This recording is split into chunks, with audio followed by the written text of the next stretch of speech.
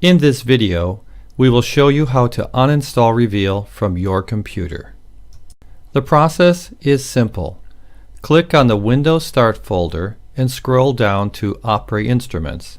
There you will find the Uninstall Reveal application, which removes Reveal from your computer. Click Yes to begin the remove process.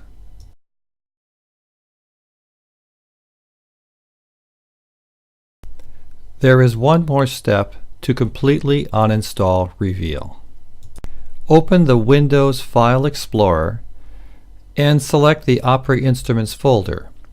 Here you will see some directories and files remaining in the Apre Instruments folder.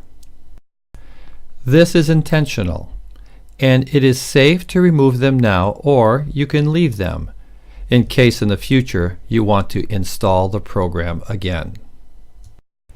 Use the Windows controls to remove the Apre Instruments folder, and this completes the uninstall procedure.